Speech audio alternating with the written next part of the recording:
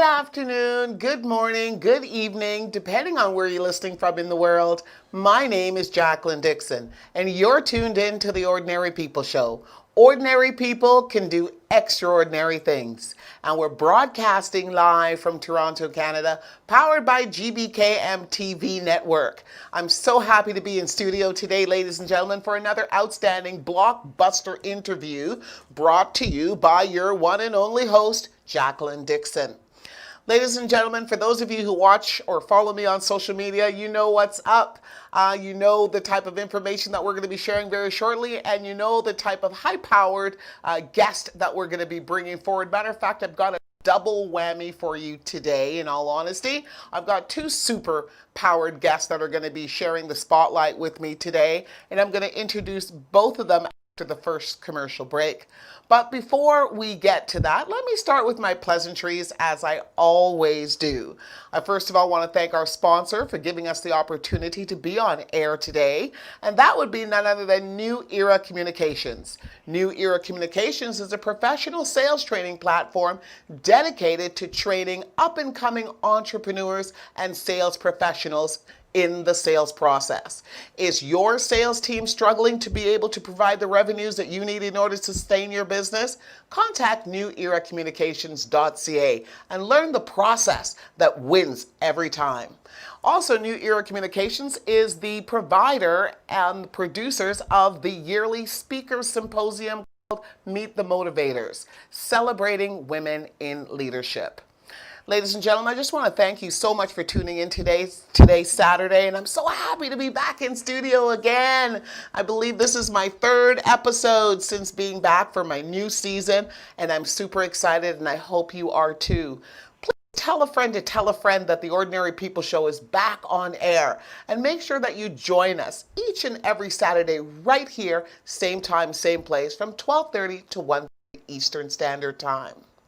Ladies and gentlemen, I'm not going to hold up any much longer. Oh, for those of you, let me tell you, for those of you who are just joining us, maybe for the first time, maybe you're a new viewer or you're a returning viewer to the GBKM platform and the Ordinary People Show, welcome to those of you who are now viewing this show on our brand new 24-hour GBKM TV site.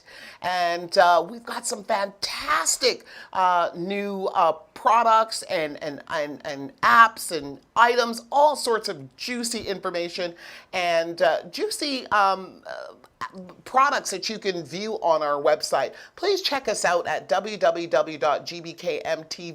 24/7 information, radio, as well as live programming.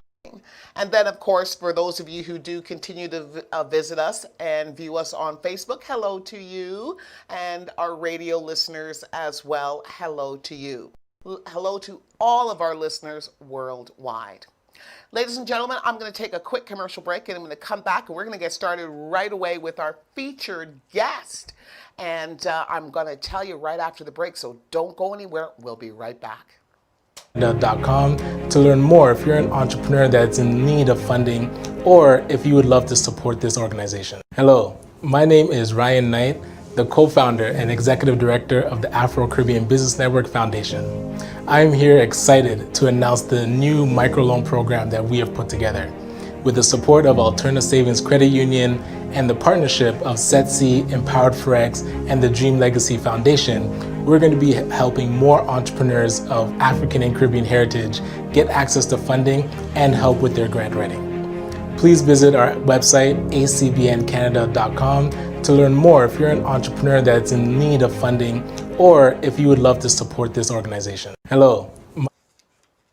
Hello, ladies and gentlemen. Welcome back. Welcome back once again to the Ordinary People Show. My name is Jacqueline Dixon, and I'm your host, and I'm so happy that you're joining me today for this very powerful, powerful interview. I know that you're going to gain so much knowledge from this interview. Your life is never going to be the same just after this. Trust me on this one. We're going to be sharing some information with you that I believe is going to uplift your life, and it's going to open up your mind, it's going to expand your horizons, and it's going to give you the type of knowledge that you need in order to be able to make informed decisions going forward. Have you ever wondered to yourself who makes the decisions when it comes to what is considered racism or racist versus what is not racist in Ontario? Have you ever wondered who is behind the decision-making process when there are complaints that are filed about police harassment or police brutality where it involves racism? Have you ever wondered about that? Well, you know what? We're going to help you to be able to determine exactly how that works in Ontario today because of the fact that we've invited, and we are so grateful to have the esteemed Chief Commissioner of the Ontario Human Rights joining us on our show today. And I want to take the opportunity to welcome her to the Ordinary People Show and all of our listeners and viewers. Ladies and gentlemen, let's welcome Chief Human Rights Commissioner Ina Chadha. Thank you so much, Ina. Thank you for joining us today, Chief Commissioner. And maybe if you could just take a quick moment out to introduce yourself to the Ordinary People listeners and tell us a little bit about the position that you hold and the responsibilities that you have to administer on a daily basis. Hello, Jacqueline. Thank you so much for inviting me. Thank you and your audience for their interest in the Ontario Human Rights Commission. I am, as you said, Chief Commissioner of the Ontario Human Rights Commission, which is a public body. It's an arm's length government agency that is responsible to prevent and fight discrimination in Ontario, to promote human rights of all Ontarians. And so that is our goal as the Human Rights Commission. Wonderful. And I want to just read it, take it a little further for the listeners and viewers, because on the Ordinary People Show, what we try to do, and we want to be able to be respectful of the position that you hold. So I am going to recognize you as Chief Commissioner throughout the course of the interview. We want to break it down a little bit in a more simplistic way for our listeners and viewers so that they understand exactly what your department does and how it operates. So I want to read a little bit about the Ontario Human Rights based on the information that is provided on the government website. It says here that the Ontario Human Rights Commission provides leadership for the promotion, protection, and advancement of human rights, and it builds partnerships across the human rights system. The Ontario Human Rights Commission works to empower people to realize their rights, to ensure those responsible for upholding human rights do so, and to advocate for the full realization of human rights and the building of a human rights culture in Ontario. That's the very first paragraph. Well, that's correct. Am I correct? Yes, that is accurate. Our mandate is to promote human rights in the province, and we do that through a number of different tools. We do it through public education. We do it through policy development, meaning advocating with our politicians for law reform. We do that through strategic inquiries. We have the power to launch an inquiry into human rights situations. And we also do that through targeted litigation. And what I mean by targeted litigation is specific cases that we believe can promote human rights and the public interest in in combating systemic discrimination. So those are the tools that we have in our toolbox to promote human rights across the province. Fantastic. Thank you so much for that great explanation. So again, I'm going to try to connect the dots a bit and help me if I go astray, okay? So in the very early 1970s, Canada came up with a Charter of Rights. And that Charter of Rights, my understanding is that your body, your office, is a extension of that Charter of Rights. And one of the many responsibilities of your office is to uphold that charter. Am I correct? Somewhat. So if I can, I'll just do a really quick Human Rights 101 for you and your audience. In the 1980s, the government created the Canadian Charter of Rights and Freedoms. and that is our part of our Constitution. The Ontario Human Rights Code, which is the legislation that the Commission, our body, is mandated under, that's a provincial legislation. So that is sort of the mini constitution within Ontario with respect to human rights. It protects against discrimination in important social areas. For example, good services and facilities, in employment, in housing. Those are the areas that we protect people from discrimination. And we protect people from discrimination on a variety of grounds in our Ontario human rights legislation, includes age, family status, marital status, race, color, religion, gender, sexual orientation, pregnancy. So some of those are the protected grounds that's listed in our human rights code in the province. Fantastic. Thank you for the clarity on that. So let me take it a step further, and then now I have a better understanding now. Thank you for that clarity. So my understanding now is that you are actually governed by the provincial government. So you are appointed as a result of our sitting premier's office. So they're the ones that govern your. Am I correct in saying that? Yeah. The Ontario Human Rights Commission is an arm's length government agency, and we are sponsored is a way to explain, or funded through the Ministry of the Attorney General. Ministry of the Attorney General is the government entity that supports us and funds us. And my position is an appointment, a provincial appointment. Okay, so not to get political, because we're not here to talk about that. That's not what we're here to discuss today. But if the premier changes, is it likely that your position would also change as well? Well, currently, my term is for 1 year. That is the period of time that I agreed to serve. Because of the situation of COVID, it's so difficult to try to navigate where we're going to be. And at some point in the next year, we'll make a decision as to whether the government will open up a full competition for this role, which I anticipate they will. Typically, the chief commissioner, it does not change with government. We serve subject to a period of time, 1 year, 3 years, 5 years. So that's what dictates who's sitting in the seat. Thank you so much. Okay, now let's get down to some really interesting questions that some people have reached out and asked me on social media, and then also some stuff that I have put together as a result of my research. So as far as your background is concerned, can you tell us a little bit about your personal background and what brought you into this position, or even gave you the interest in wanting to pursue a career in human rights issues? Well, I'm going to be disclosing something. I've been a human rights lawyer for 25 years, and I've only done human rights. I have started my career here at the Ontario Human Rights Commission as a law student. I've served in the capacity as an adjudicator at the Human Rights Tribunal of Ontario. That's the body that takes the complaints forward and mediates and makes the legal decisions as to whether a complaint has been founded, substantiated. So I served as a vice chair of the Human Rights Tribunal.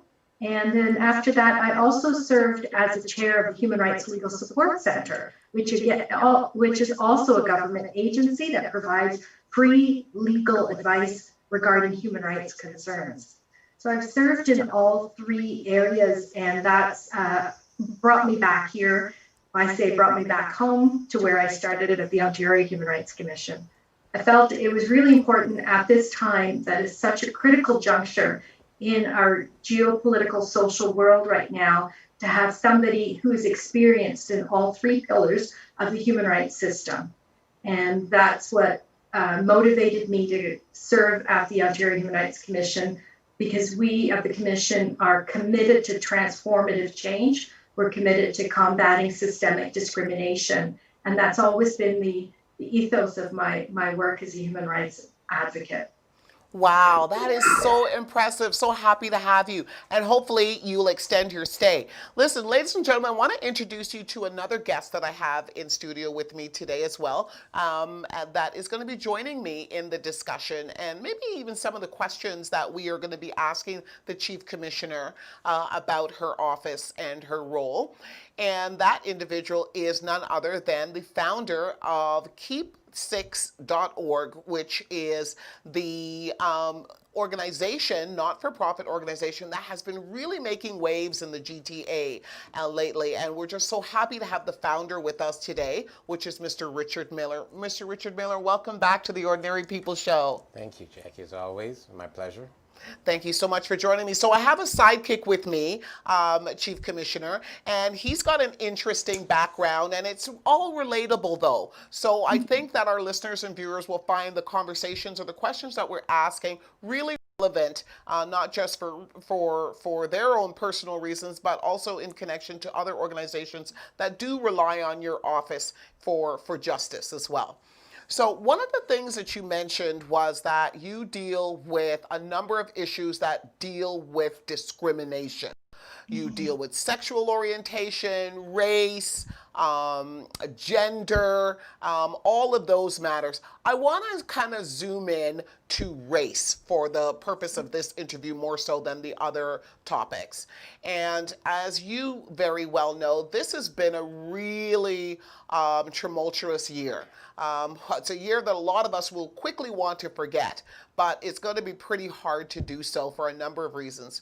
But one of the reasons that this year stands out so, predominantly in the minds of the people of Ontario is because we've seen an uprising here in Ontario specifically, but all across Canada as well, in regards to issues that deal specifically with race. And issues, again, that deal with race and policing. So I want to talk about that a bit and hear what your take is on what the current consensus is from the general public in regards to this matter. Have you been, or your office, seen an increase in the amount of, are they complaints maybe, or caseload of race-related claims where the police are concerned or other matters dealing with race? I can tell you from the perspective of the Ontario Human Rights Commission, we've been very concerned about criminal justice and law enforcement. And that's been one of our strategic priority areas that since approximately 2016, 2017, we've been committed in examining systemic discrimination in criminal justice. We have an ongoing inquiry that you may have read about. Your audience has probably seen coverage on before. It is an inquiry into racial discrimination and racial profiling by the Toronto Police Service. We've been working on that extensively for the last couple of years and produced two very substantive reports documenting the experience of Torontonians, in particular Black Torontonians, with respect to policing. And so just like the rest of the world, we are very concerned about policing practices and racial discrimination. And in fact, I'd say we've been taking a leadership role in advancing the call for change in policing to address racial bias, anti-Black racial bias. Thank you. So there was a report that's been put out recently that deals with systemic racism in policing, and I just want to grab some little bits and pieces of information from it because I assume that it was your office that gathered together the information that's contained within this report. And then I also want to ask you, after getting the information contained in this report and then making it public, who then acts on these things? Is it somebody's responsibility to then act on the suggestions or recommendations or the findings? Or do they just simply read the report and say, oh, that's really nice, and tuck it away in their drawer? Because there are some pretty startling things that have taken place or that you have found in your report. But just before you address that, let me just share this much. So while systemic racial discrimination within the police system is not new, because we know it's not, the recent death of individuals such as Regis Korchinski-Paquette, Chantel Moore, and Rodney Levy only serve to highlight the long-standing disproportionately negative interactions of Black and Indigenous people with Canadian police forces. So some of the most persistent examples of systemic racism in the policing of Indigenous and Black people are police use of force, street checks, and the resistance to the collection of race-based data by police forces. So your office came up with some statistical information or some evidence where it indicates here that Black Torontonians are 20 times more likely to be shot by police than white residents. It also says that from 2000 to 2017, Black Canadians were 36.5% of Toronto police facilities, despite being occupied 36.5% of the Toronto police facilities, despite only being 8.3% of the residents. So I'll just stop right there and let you just kind of address a few of those things. Catherine, I think you're reading from a very large report that we released in the summertime based on expert data collected by Dr. Scott Wortley, an expert criminologist from the University of Toronto that the Ontario Human Rights Commission retained to examine data that we received from the Toronto Police Service and from the SIU. This is the inquiry that I talked about earlier, that we have launched an inquiry into racial discrimination, racial profiling by the Toronto Police. Our report released in August is called A Disparate Impact, and the data and the analysis in that report was quite disturbing, some of the figures that you've just referenced right now. I call it a disturbing catalog of the everyday to the egregious racism that Black people in Toronto experience in their encounters with police. And some of those figures, as you noted, that Black people are more likely than other racial groups to be charged, overcharged, struck, hurt, injured in their interactions with and arrested with police. And you're right, that report is the report that confirmed that Black individuals are 20 times more likely to be the victims of fatal shooting in Toronto. There are many other disturbing statistics that I can unpack for you if you're interested. Right, I certainly am, and I know that it is a jam-packed report, and I don't even know that the show has enough time to deal with all that, but by all means, please unpack some more for us and just open our eyes to what you've been able to find out since you've taken over that office. First and foremost, I think for everybody out there, I want them to understand that the report confirms what Black communities have been telling us for a long time, that they bear the disproportionate burden of law enforcement. They are subjected, as I said, on an everyday basis to racism. And the report makes that clear, not just from the egregious, as I say, the fatalities, the people that are being shot and killed. And it's not just the arrests, but also an area that the report examined that might interest you is something called lower level use of force. Lower level use of force is the type of interaction with the police that doesn't land before the SIU, the Special Investigation Unit. The lower level use of force is where the Black civilian is hurt, injured, struck in such a way that it could be bruising, lacerations, being hit, but not to the extreme that they land in the hospital for medical treatment, or it becomes the case before the SIU. And that was one of the most extreme findings. Lower level use of force was found to exist in almost 40% of the Black civilians, were 40% of those who were experiencing lower level use of force and were being hurt. And you have to remember, Black people only constitute less than 9% of the Toronto population. So Black men actually are only 4% of the Toronto population, but they represent 1/3 of all the charges. All the charges laid by Toronto police, meaning they're charged 4.5 times more than white men. Wow. My head is blowing up here, and Richard's shaking his head, and we're like, wow, wow. That is mind blowing.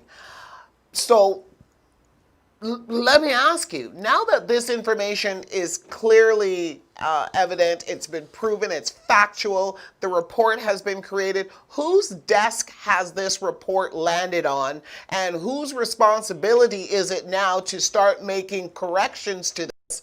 And tell us, what is the process going forward?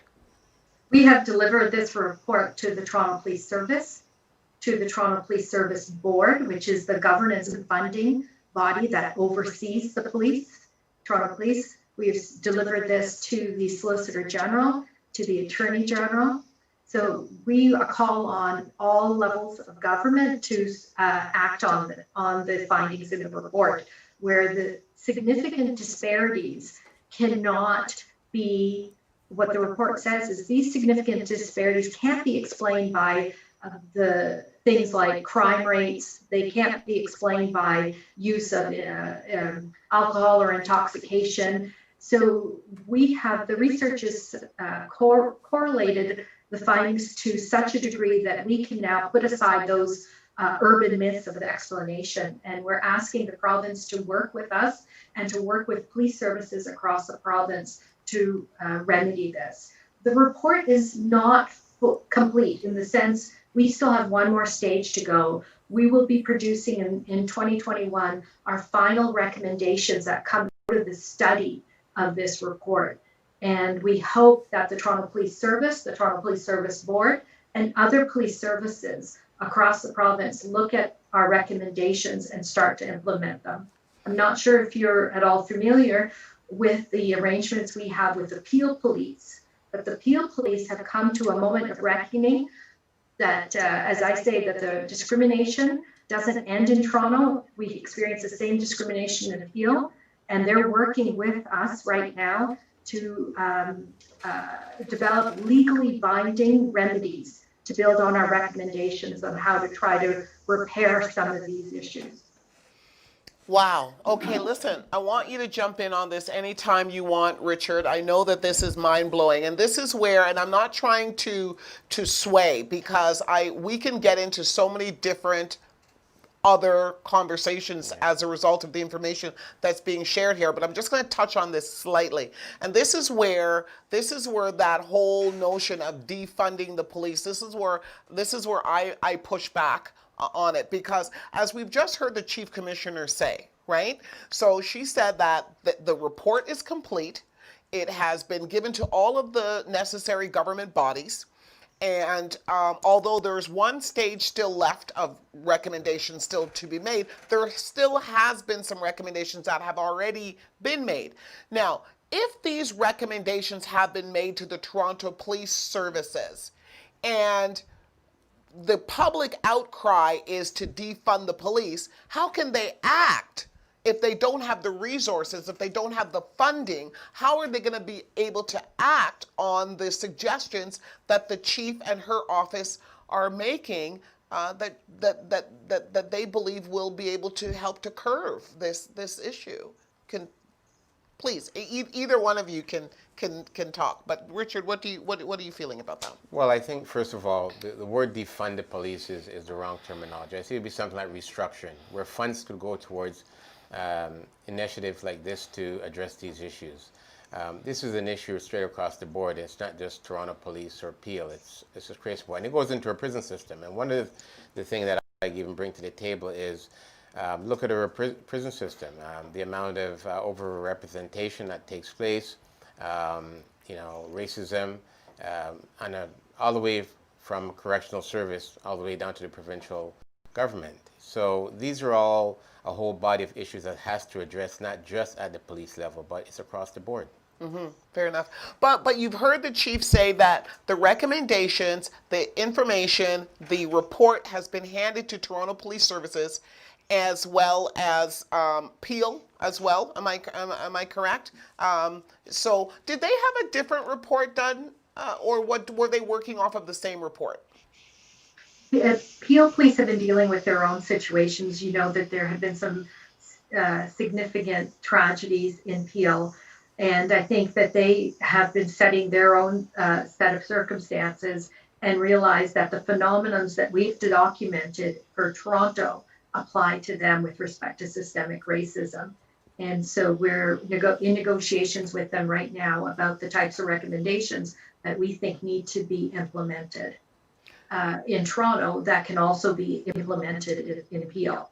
And I agree with Mr. Miller that this is an issue of restructuring, redistribution, reallocation. There are many different ways to explain it, but most importantly is re-envisioning policing practices so that police are not at the front line of dealing with mental health crises, that police are not showing up in situations in armed, in uniform, which we know can trigger even more reactions and lead to violent encounters.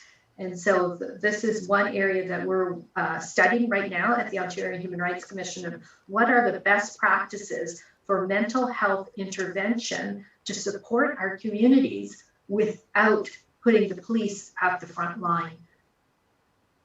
Thank you. So, and just to quickly touch on that, does the report at all, Chief, talk about the percentage of mental health issues that are with, that are kind of grouped into the whole policing or the criminal element of policing? How much of it is actually mental health issues versus just a competent person making the choice to break the law?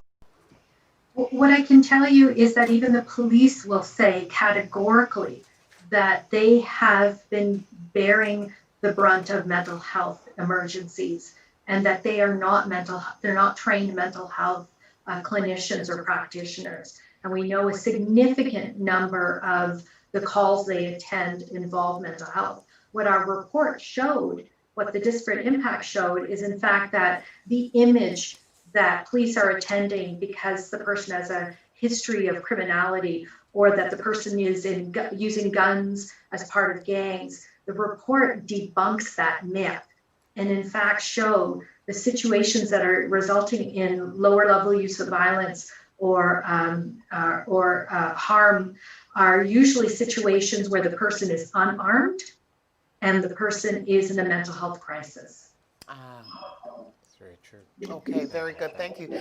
Chief, we're going to take a quick commercial break and come right back. I'm totally enjoying this conversation, and we've got some, of course, a few more questions to ask you before we let you return to your day. But we just want to ask our viewers and listeners just stay with us. We're going to take a quick commercial break, and we'll be right back with the Chief Commissioner of Ontario Human Rights.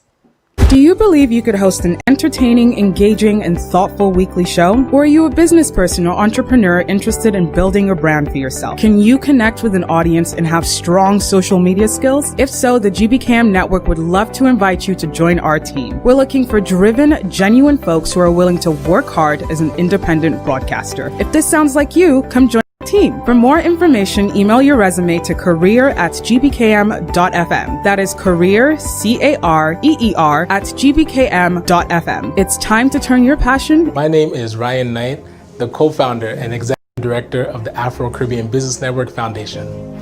I am here excited to announce the new microloan program that we have put together.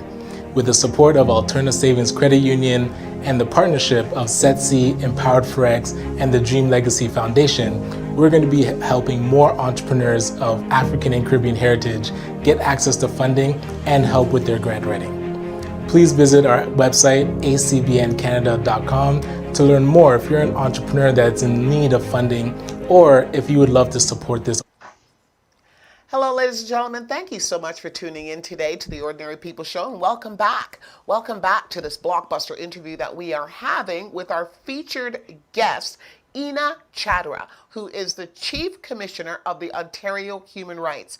Ladies and gentlemen, we've been unpacking that blockbuster report that her agency was able to compile in August of this year that deals specifically with systemic racism in policing. And we've shared a few statistics with you, and the chief has been so awesome in breaking it down for us and allowing us to understand it from a very simplistic perspective. And she's also mentioned about the organizations that she has delivered the report to, one of them, of course, being the Toronto Police Services, both in Toronto as well as Peel. Now, Chief, we just had a couple more quick questions for you before we let you go. The one that I want to start with here is, how does an individual use your agency? How does the average individual use the Ontario Human Rights Commission? How do they access it? Are they allowed to access it? And what is the process once they do? We are one pillar in the system that we say there are three pillars. We are the public education, public policy body. So we don't take complaints directly. People who have cases and complaints, they would go to the Human Rights Tribunal of Ontario and file their application, file a complaint. The Human Rights Legal Support Centre is the free legal advice agency. We track systemic issues, and we are there to combat systemic issues. So, for example, your other guest would be the type of individual and the organization that we would be looking to help fuel our work. Even the report that we've been talking about, there are two key components to it. First being community. We did over 120 interviews of community organizations and individuals to learn about their lived experience. And that's a main driver of the Ontario Human Rights Commission's work. It's rooted in the community, and the community explain to us what they are experiencing, what are the challenges. And so that's where I would look to, for example, Mr. Miller and his organization to help us understand what is happening out there. The second key driver of our work is expert information. We work with expert scholars, but also our team, the human rights team, they're expert litigators, lawyers, legal thinkers, research policy people, social policy minds, and we build on community and evidence-based research to push our work. So for the ordinary viewer, I think they'd be interested in, if they need to file a complaint, it would be at the Human Rights Tribunal. If they need advice about what's happening in their workplace or in their apartment or with the police, they would call the Human Rights Legal Support Centre, and we collect all of that information to drive our systemic work. Thank you. So I just have one question to ask you here, and it's regarding your findings. Could you just explain to the audience and myself what, when it comes to the employees of the bodies of the government, say for the police or even someone in corrections, in your finding, and is there anything allocated towards training for these individuals when it comes to disciplinary raising? Because that's a big issue even in the system itself. Absolutely. Very important question. So training is an important component of some of our recommendations, but even more important is measuring that training to make sure that training is connected with performance benchmarks. We can train all we want. We know that in every sector. We know that we've trained our teachers and our principals. We know that we've trained our nurses and our doctors. But until we connect training with measurable outcomes, we won't know if it's actually working. And so that's one of our recommendations that we are developing, is that if training's provided, it should be mandatory for all new recruits. And then it should be reoccurring, so we should be doing refreshers. And then we should also be measuring whether that is having an impact and to be connected with performance. Wow. Okay, so from what I'm hearing is that that was a part of that recommendation was a part of the suggestions that you put forward in your phase 1 of your recommendations from your report. Am I correct? Well, our recommendations will be released next year, but the Commission's position on training has been in our reports for a number of years now. As I said, this inquiry's been ongoing since 2016. And so training and education, public education is a big component of our work. But we've come to the point of recognizing that training must be linked to something else for it to be effective. Okay. Now, before we let you go, I just want to touch on a topic that a lot of people seem to think is only an issue in the United States, because we see what's happening on media. We hear about this organization called Black Lives Matter, and we've seen countless marches and protests going on in the United States in regards to systemic racism, specifically in policing in the United States.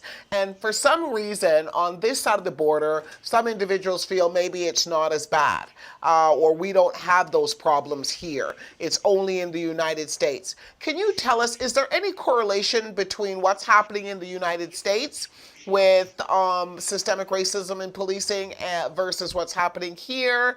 What is your takeaway on that? I can confirm that the Disparate Impact Report exposes the myth.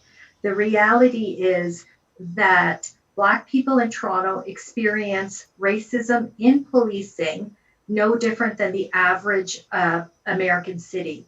So our counterparts in the average American city, those experiences are very similar.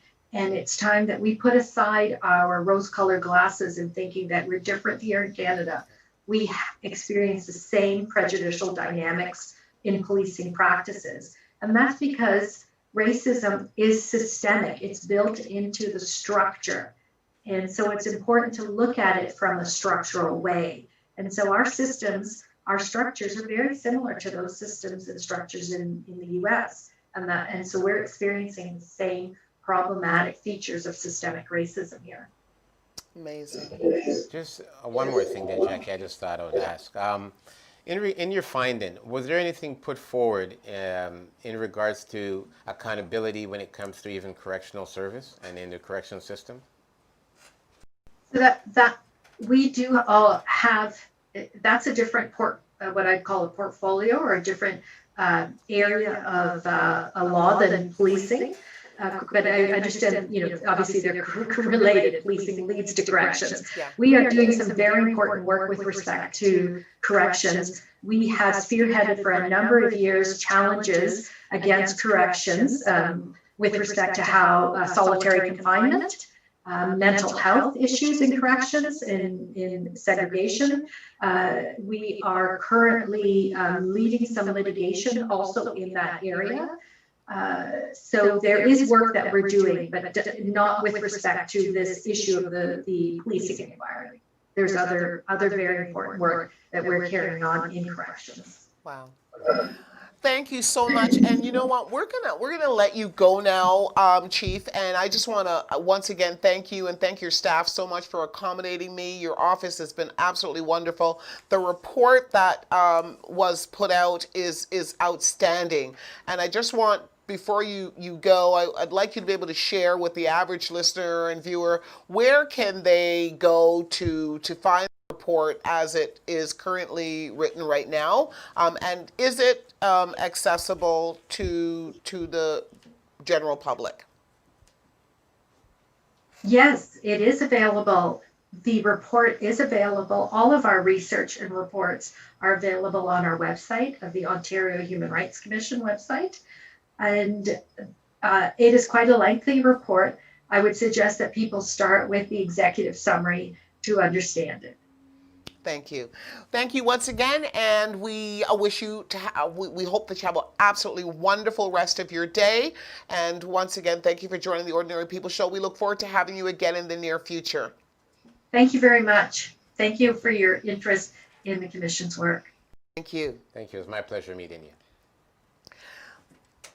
Ladies and gentlemen, we're going to take a very quick commercial break, and I'm going to be right back on the Ordinary People Show with my other guest today, special guest, Mr. Richard Miller from keep6.org.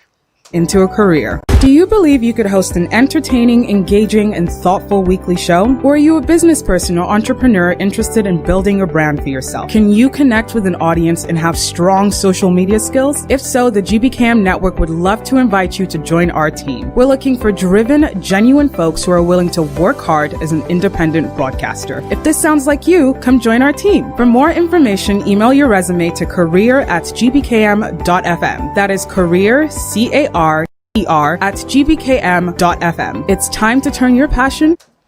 Hello, ladies and gentlemen. Hello, and welcome back. Welcome back to the Ordinary People Show. My name is Jacqueline Dixon, and I'm your host. And I'm in studio today with a very special guest and a friend to GBKM. He is the founder of an organization called Keep6. Keep6.org is the website, and his name is Richard Miller, and Richard has joined me on today's show in the first half of the show. For those of you who are just joining us, as you know, we were speaking with the Chief Commissioner of Ontario Human Rights, and we would have loved to keep her on longer, but she was so courteous in even obliging us the interview today, and we're happy that spent some time with us disseminating information, clarifying a lot of myths, and just setting us on the right track as to what her office actually does and the type of and the direction that she is trying to chart for the Toronto Police Services as well as Peel. But now that that portion of the interview is done, I want to talk to Mr. Miller about keep6.org, and I want to talk to you, Richard, about what we just heard from the Chief Commissioner, because that was mind-blowing. But for those listeners who are not familiar with you, I want to introduce you once again. So Keep6 is an organization, again, founded by Mr. Richard Miller, and I just want to read their mission statement to you because it's in threefold. At Keep6, the mission is threefold: to provide holistic and integrated capacity building programs for justice system involved youth, to prevent first-time young offenders from going down a disempowering path by providing one-on-one mentoring, career counseling, and employment skills training.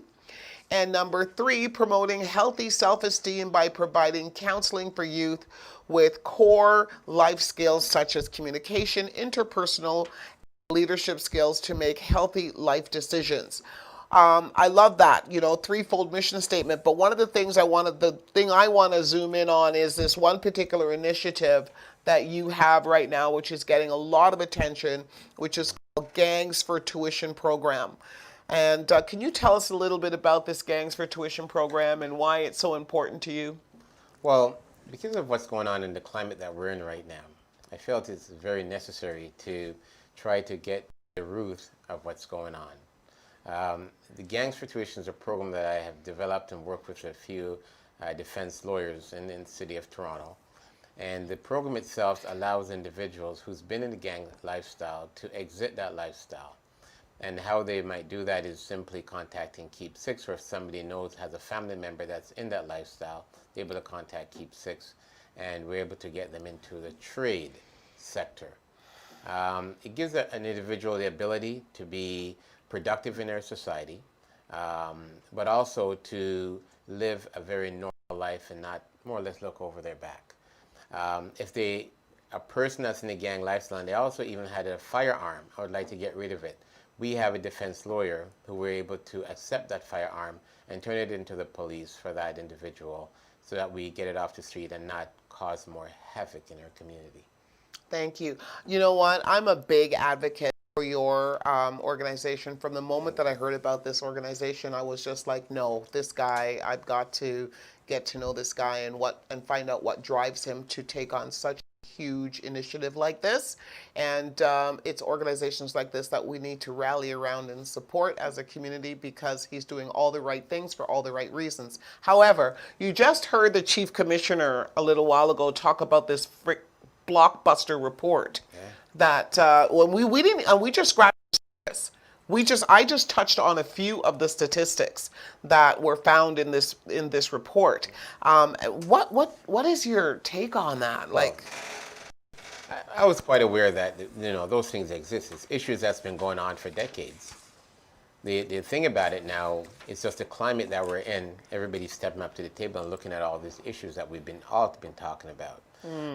If you recall, a while back, we were here on your show, and you and I even touched on a topic regarding the issue in the United States, and we haven't here. yeah, I remember that. That's amazing, because I didn't think that those statistics could be anywhere near what we were experiencing here, because we all live in our little cocoons and in our little, for those of us who are living in suburbia, and we're not really paying attention to all the noise and the chatter that's going on out there.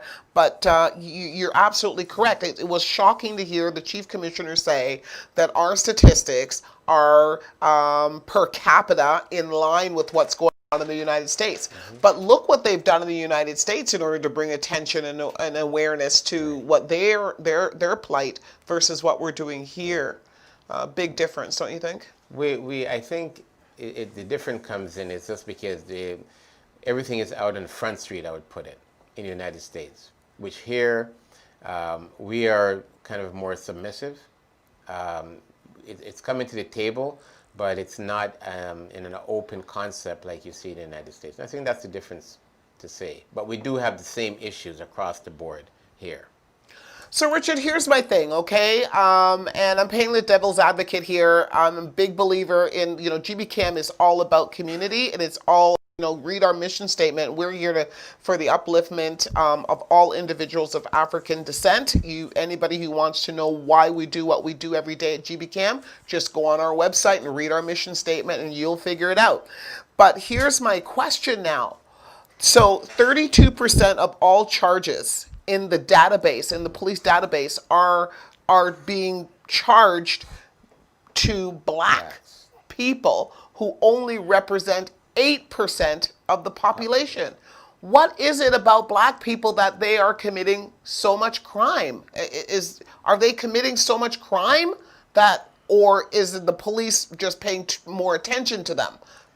What's the answer to that? Like, it's very clear, Jackie, that the police pays a lot of attention to the blacks. So do you think white people are causing as much crime as black people, but the people are just zooming in on black people more? Is that what you're saying? I'm saying fairly. I would say that the crime is maybe equal across the board, but it just so happened because of the conviction rate for blacks and so forth compared to whites. Okay. All right. That's an interesting way of looking at it. Now, the other thing is that the chief also mentioned that they put together a whole bunch of recommendations with this report, right? And what this was the interesting part that really kind of opened up my eyes with that interview. She says that their responsibility is to collect data.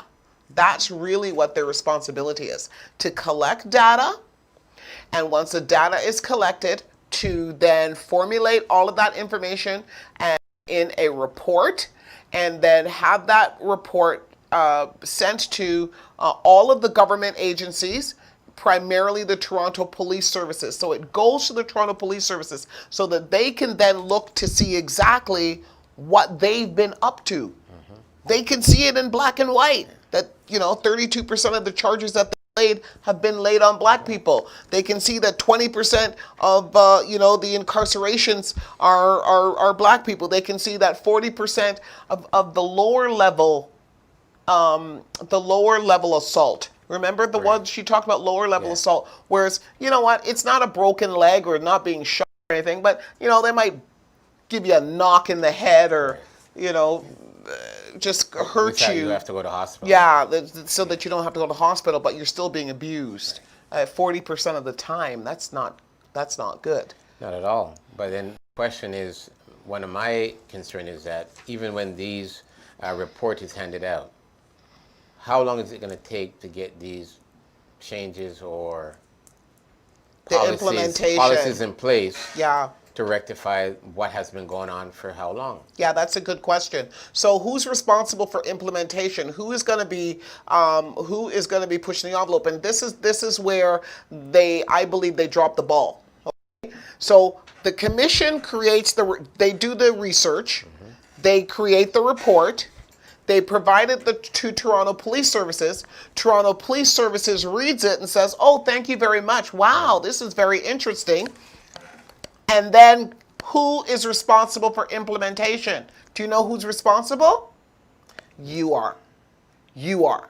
Because this report is public information. It's public knowledge. It's available to the public. And unless these people are held accountable, and the only people that can hold Toronto Police Services accountable is the general public. But if the general public doesn't know about the recommendations and doesn't know about the report that was created, the police services is off the hook. They're off the hook. What do you think about that? And that's what happens a lot of times, because the knowledge itself in their community... They're not required. They don't not- have to. And nobody knows about it, because nobody knows about this report even taking place or there. That's right. Right? So That's right. it's more or less, it's done. It's wonderful work you're doing, but then again, it's not reaching the areas where the people who's affected, who can speak up about it, they don't know about it. See, that's where we come in. We come in at the implementation stage. And you can't blame the Ontario Human Rights because they did their job. You can't blame Toronto Police Services because they received the report and they read it. But they haven't implemented maybe a good number of the suggestions because nobody held their feet to the fire. And the only people that can hold their feet to the fire are our local politicians and the general public. And I think it's time that we as a community have to step up and go to our politicians and demand, them stand up for these changes and address them also too, right?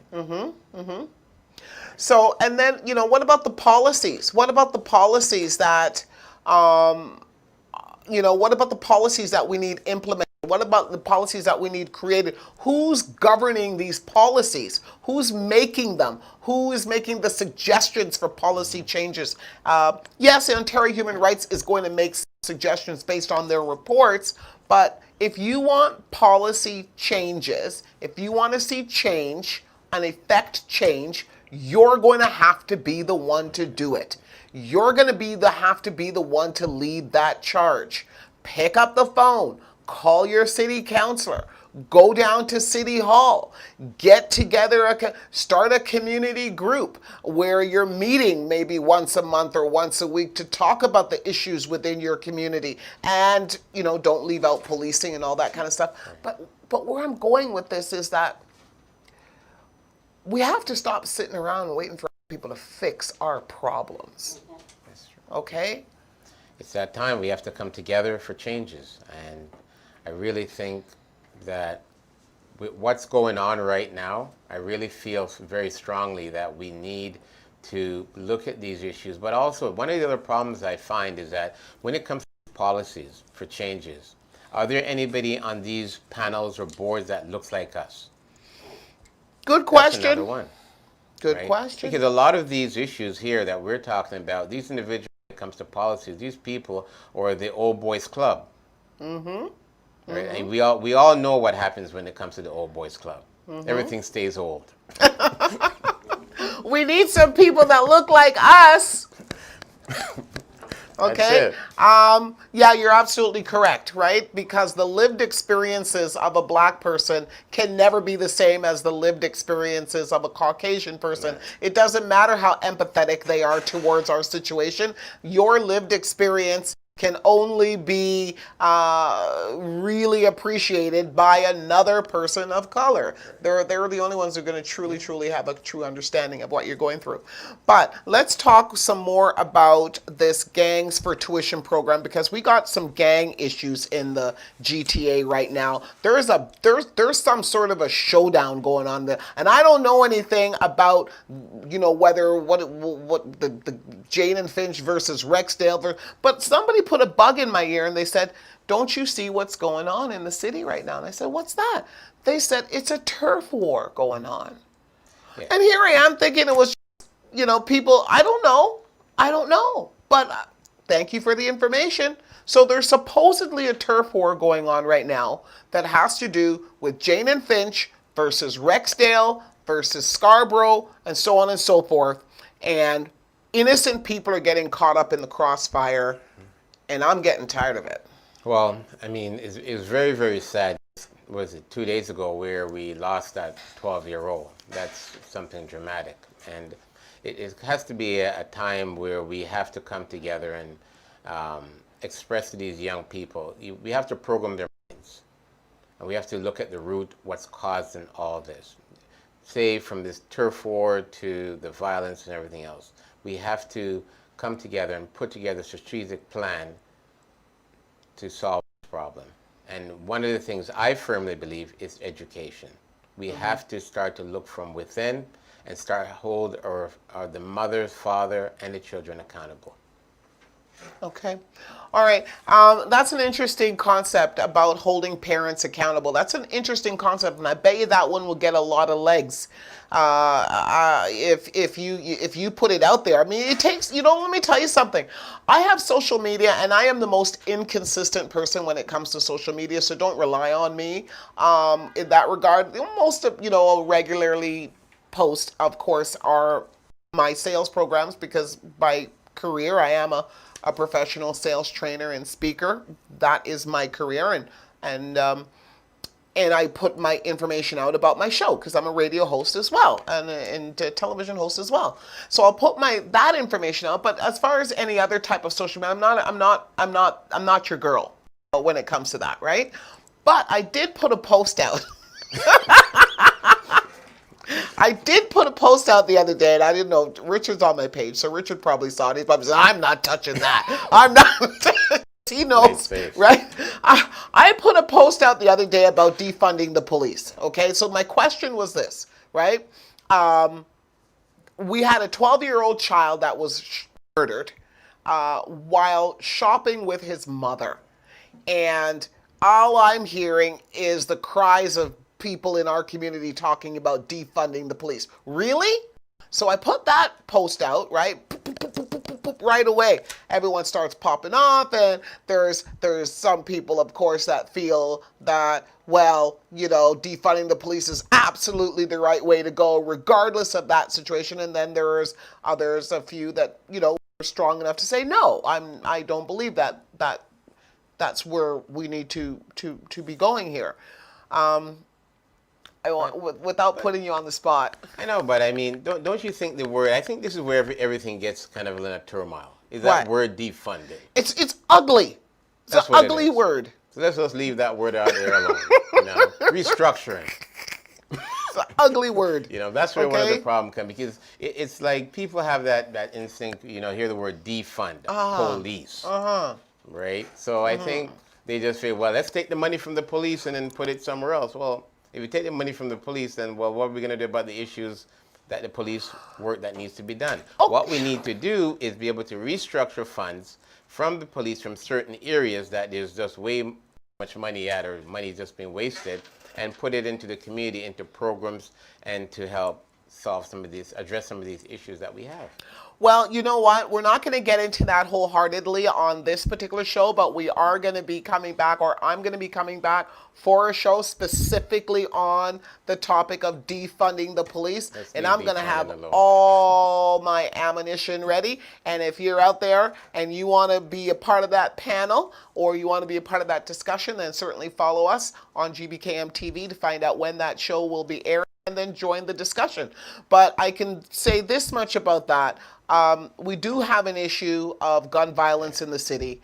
And Richard, if your program can in any way or form help to curtail the violence, help to sway a young person from a life of gangs and guns to a potential life of honest living, career, skilled trades, then more power to you. More power to you. I mean, it's. But what are the things you're going to use to get them over? It's one of the things is that we have to be able to get, as a grassroots organization, one of the biggest problems is to be able to get even the funding to carry out these work that needs to be doing. Organizations like myself are the last ones that don't even get looked at when it comes to funding. But we are the one that's out in the streets and out here communicating with these individuals in the community and looking at the issues and trying to address them. But unfortunately, you know, I mean, it's one of the work is never done, but we have to just continue doing it until that time comes. But one of the things we try to do is try to educate these young people about the consequences of that they face about making bad decisions. Right. But also to put them in place of show them, you have to be able to show them something positive to move on to. And it's not something that's going to happen overnight. It's going to take time. We're aware of that, right? And be able to put them in place and structure. Structure is a big thing. Right. Right. And mentorship. Don't you think mentorship is Definitely. important? Yeah, Whatever support. happened to the Big Brother program? I remember growing up hearing about this program called Big Brother or Big Sister. I'm certainly, I'm down for that. If there's people out there that want to create a program where it's called Big Brother or Big Sister program, I'm totally down for that. And if that can help to turn a person's life around, because it's just like you said, the consequences to the decisions that you make can be devastating, and some of them can be detrimental. Very much, because you have to look at how young these individuals are. These are just young, adults for, just leaving out of children and becoming an adult. Right. So we have to do our best to educate them and try to steer them away from it. And that's one of the reasons why I even work towards the younger generations also to steer them away and educate them that these are bad choices. Try not to go down that path. These are the avenues that you have that you're able to move forward with, right? Okay, so as we wrap up the show, I want to talk a little bit about your initiative that you've got coming up, and that is some fundraising. You're getting ready for the holiday season? As always, our community is there. It's been a rough year. COVID-19 has put everybody into a crisis. So this year, we're not able to do an in-person fundraiser. So we're doing a virtual concert on December 12th. We've got quite a few artists, young school, what do they call it? Old school and new school. Is it? Artists on the roster for the concert. We're looking for sponsors for this event. So this is a virtual concert fundraiser type of thing? Yes. That is going to be, okay. And we are very, very pleased to have no other but than GBK as one of our sponsors, and they will also be broadcasting it. And New Era Communications. And too. New Era Communication will be broadcasting it for you all to see. So that's what we'll be doing, and looking forward. It'll be a great afternoon. It'll be December 12th from 6 till 9 p.m. Right, fantastic. So guys, tune in for that marathon fundraiser by keepsix.org. Let's get together as a community. Let's lift this gentleman up to the best of our ability. Every donation matters. Every dollar counts. Who are the people that are going to be the recipients of our good favor? So this year, our recipients are going to be families that is impacted by gun violence, but also families in the community that's going through hardship over the COVID-19 and the holidays. We want to make sure all these children have a gift on December 25th when that morning comes, and families. So that's who we're focusing on this year.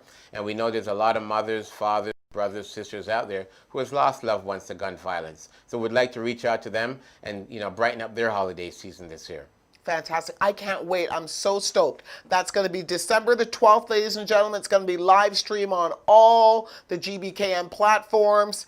And just get ready to be blown away from the hours of 6 p.m. until 9 p.m. Brought to you by no other than GBK. GBK and keepsix.org. Ladies and gentlemen, once again, it's always a pleasure to be here with you. I'm so excited to be back in studio again. I'm just getting my juices going, guy. Hey, listen, I got some stuff coming down the pipeline for you. So just sit tight, okay? And just know that I'm here each and every Saturday from 12:30 to 1:30. Your girl, Jacqueline Dixon, on the Ordinary People Show, because ordinary people can do extraordinary things. We'll see you next week, same time, same place, right here. Cheers. Tupper Consulting is a global education consultancy. We provide pretty intensive short training courses that help people gain leadership, strategic, and technical skills. High in-demand skills such as project management, business analysis, software quality assurance, IT service management, agile, etc. My name is Angela and I'm a business analyst. A good friend of mine introduced me to TopRun. He had taken the course before and he thought it would be a good idea for me to try it out. At the time, I was looking to change my career and just get a little bit more knowledgeable on how to be a business analyst. I wanted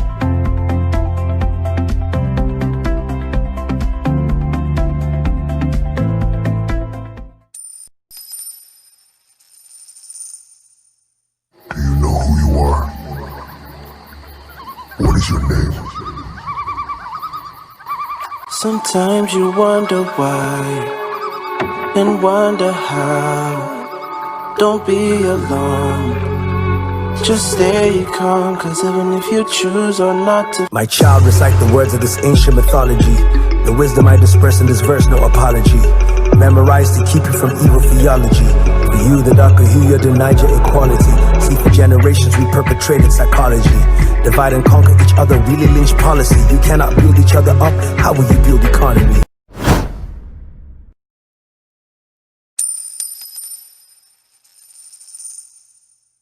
Do you know who you are? What is your name?